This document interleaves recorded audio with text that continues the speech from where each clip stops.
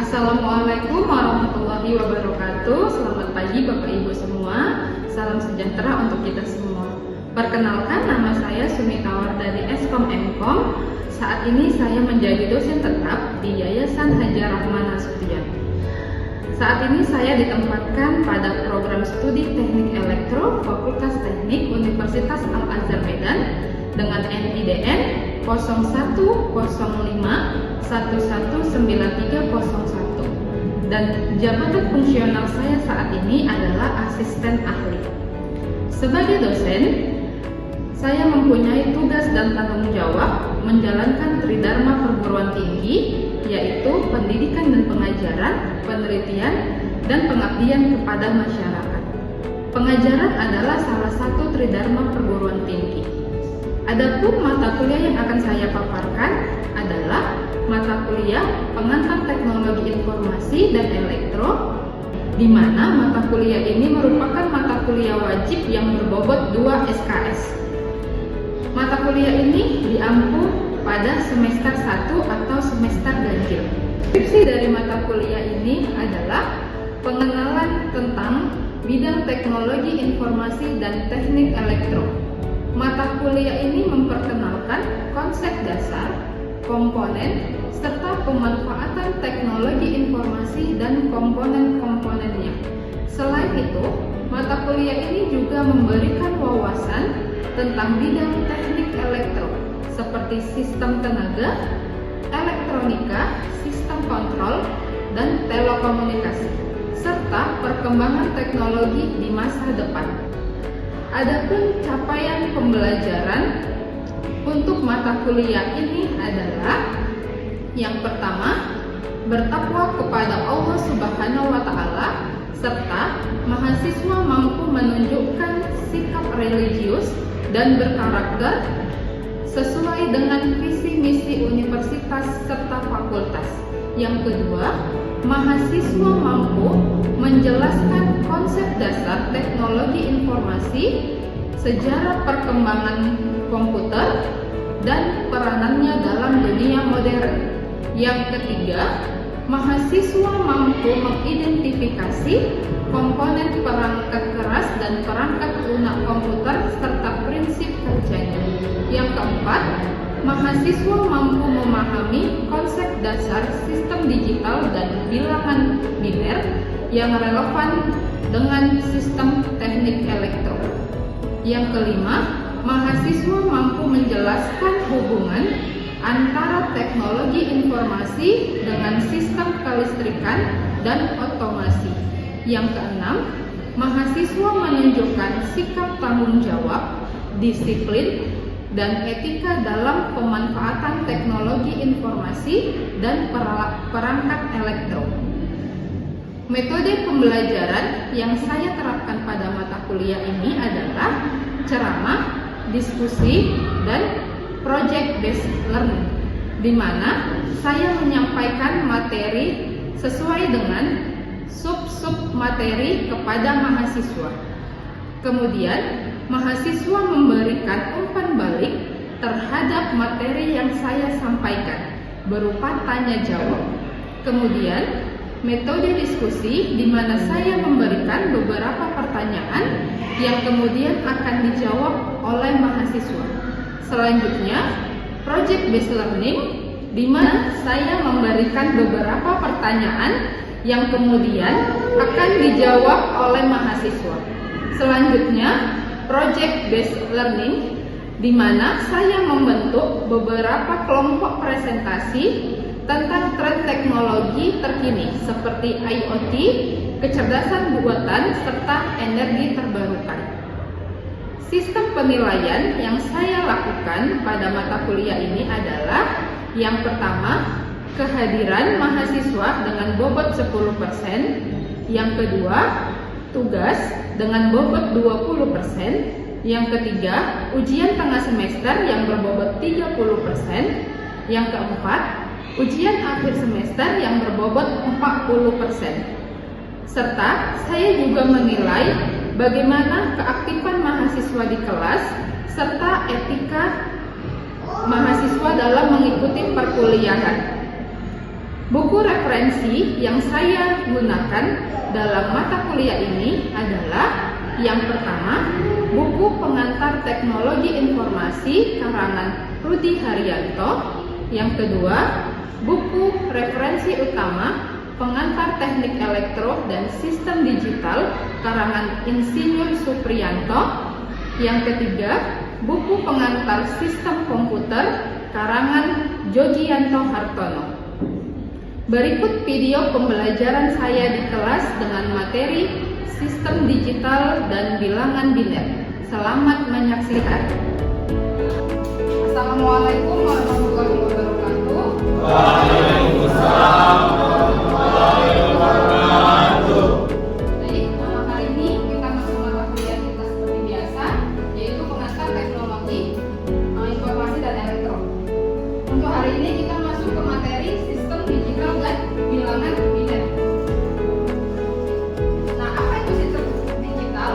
Sistem digital itu adalah sistem yang mengolah data dalam bentuk diskrit, bukan data yang bersifat terus-menerus seperti pada sistem analog. Semua informasi di dalam sistem digital dipresentasikan dalam dua bentuk nilai, yaitu 0 dan 1, atau bisa biasa disebut dengan bit. Ya. Nah, sistem digital ini hampir di semua bidang digunakan. Yang pertama dia di komunikasi, transaksi bisnis, kedokteran, kendaraan, cuaca, bahkan roket luar angkasa. Selanjutnya itu ada komputer digital. Komputer digital ini merupakan contoh utama pada sistem digital, ya dek. Nah, komputer ini bekerja berdasarkan program, yaitu urutan instruksi yang diproses oleh CPU. Nah, komponen utama komputer itu apa? Yang pertama dia ada memori, yaitu menyimpan program dan data. Yang kedua dia ada CPU, memproses instruksi dan data. Yang ketiga input output, yaitu alat untuk menerima dan menampilkan data. Untuk input output tahu ya? Untuk input apa saja deh? Nah, untuk alat input apa saja? Terus? Oke, kalau untuk output? Oke, paham ya? Nah, selanjutnya kita masuk ke pengantar sistem digital. Sistem digital itu yaitu sistem yang bekerja dengan sinyal diskrit 0 dan 1 yang digunakan pada komputer, kalkulator, dan perangkat elektronik modern ya. Nah, berbeda dengan sistem analog yang biasanya dia bersifat kontinu ya dek. Nah, untuk karakteristik sistem digital itu apa? Dia memiliki yang pertama itu presisi yang tinggi. Yang kedua, tahan terhadap gangguan. Yang ketiga, dia mudah diprogram dan dimodifikasi. Selanjutnya itu dia mudah dalam penyimpanan dan transmisi data. Kita masuk ke bilangan biner. Nah, bilangan biner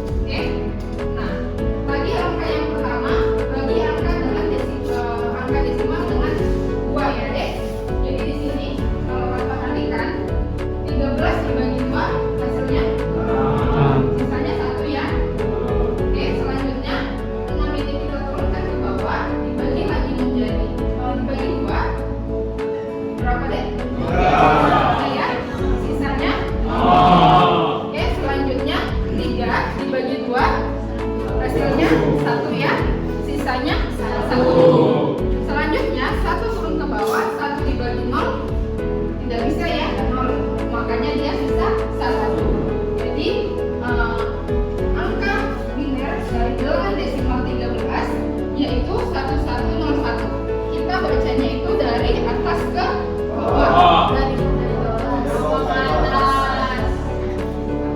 Oke, dari bawah ke atas ya. Makanya dia 1101. Sampai sini paham deh?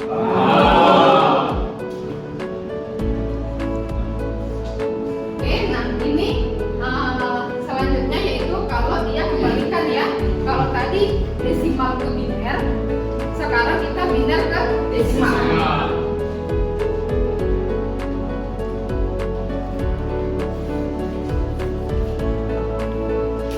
Oke, nah langkah-langkahnya itu apa? Yaitu kalikan setiap digit biner dengan pangkat 2 dari kanan ke kiri. Nah tadi contohnya untuk angka desimal 13 itu binernya 1101 ya deh. Jadi kalau kalian lihat, kita lihat di sini 1 ya. Dia kita hitungnya dari ini, dia pangkatnya ini 0, 1, 2, 3. Oke, nah makanya dia dari sini 1 dikali 2 pangkat 3. Kenapa dia di sini 2 deh? Benar ya? Oke, selanjutnya dia ditambah 1 dikali 2 pangkat 2. Nah ini dia 0 kali 2 pangkat 1. Selanjutnya dia 1 kali 2 pangkat 0. Baru tinggal kita tambahkan, maka hasilnya dia 13.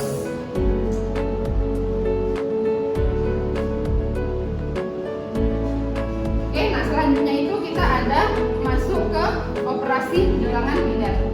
Nah dalam bilangan konversi bilangan biner ini juga ada operasi dasarnya ya, yaitu yang pertama ada penjumlahan, pengurangan, perkalian, serta pembagian. Oke, kita masuk contoh yang pertama, yaitu penjumlahan. Di sini ada nilai biner 1010 ditambah 0101. Jawabannya itu 10000. Ada yang tahu dari mana cara dapatkan penjumlahannya deh? Oke, nah untuk operasi bilangan biner untuk penjumlahan ini dia ada memiliki aturan. Nah aturannya seperti ini. Oke, jika dia 0 tambah 0 hasilnya 0. Jika dia 0 tambah 1 hasilnya 1. Jika dia 1 tambah 0 hasilnya 1. 1 tambah 1 dia 0, tetapi dia ada 1 yang disimpan. Oke, jadi bisa kita kembali ya. Sama dengan 0.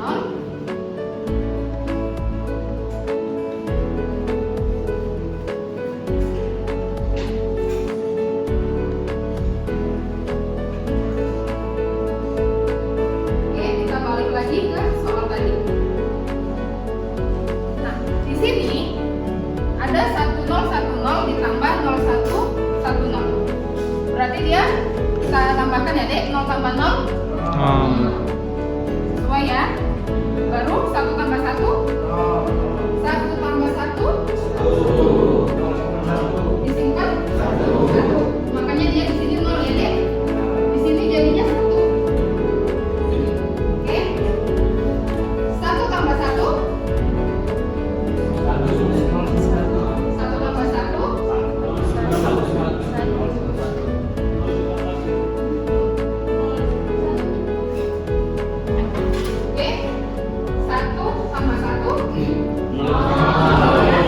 disimpan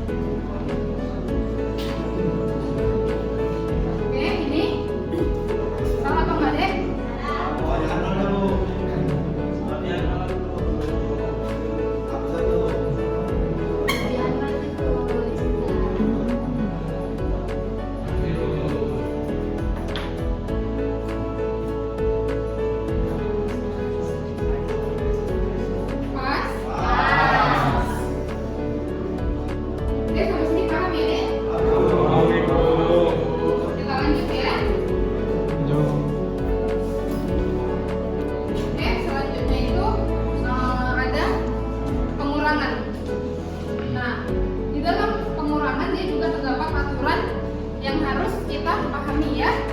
Kalau ini tadi untuk penjumlahan.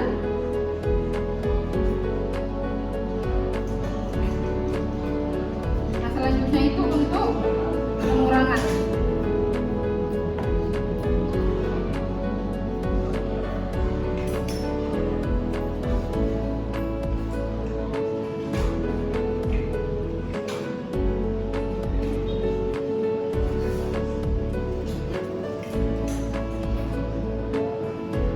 Oke, nah ini aturan untuk pengurangan.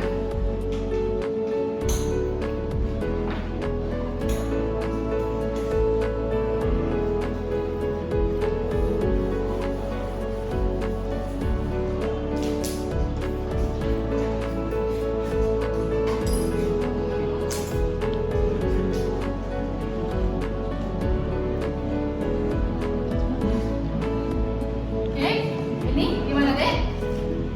Berapa? 1 kurang 1? 0 kurang 1? 1?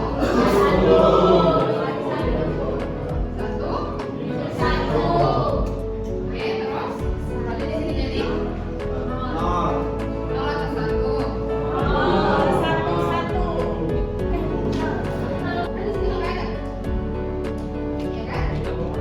Oke, saya kasih satu soal lagi.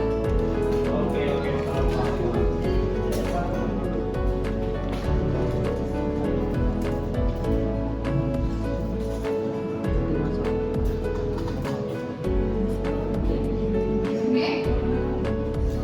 Selain Niki, yang lain.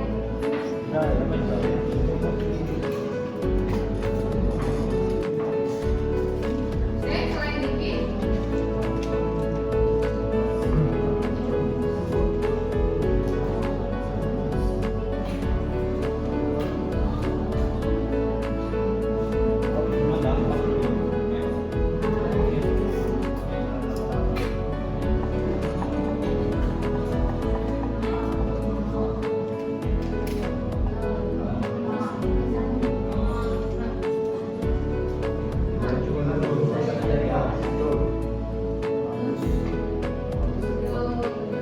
Pas.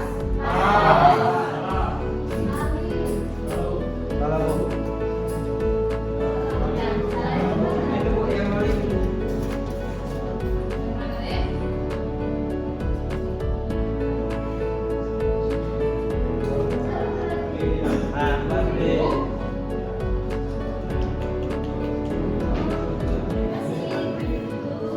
Pas.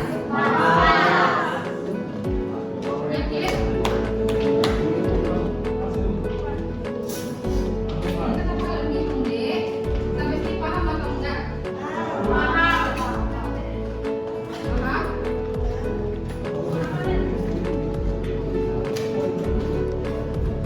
Bisa kita lanjut?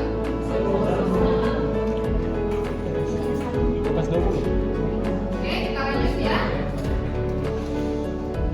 Ini ada untuk ujian untuk pengurangan dan penjumlahan. Oke ya, bisa? Kita lanjut ya. Nah, ini ada beberapa aplikasi yang menggunakan bilangan biner ya, Dek. Yang pertama itu ada komputer, sudah pasti ya. Komputer menggunakan bilangan biner kan?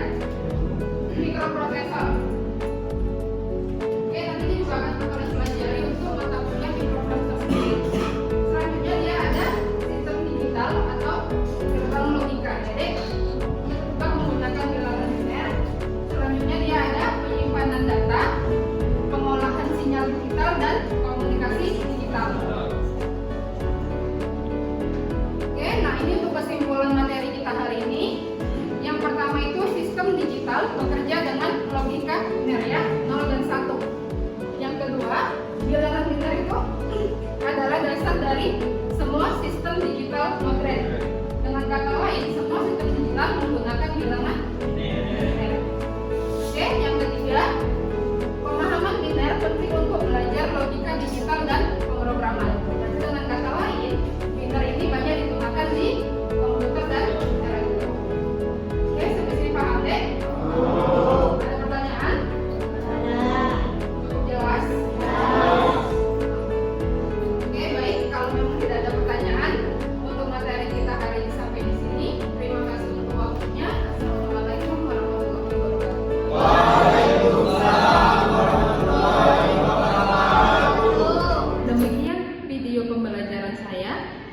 mengucapkan terima kasih kepada pihak-pihak yang terkait, dan lebih kurangnya saya mohon maaf, dan saya sudahi dengan wabillahi taufiq wal hidayah. Assalamualaikum warahmatullahi wabarakatuh.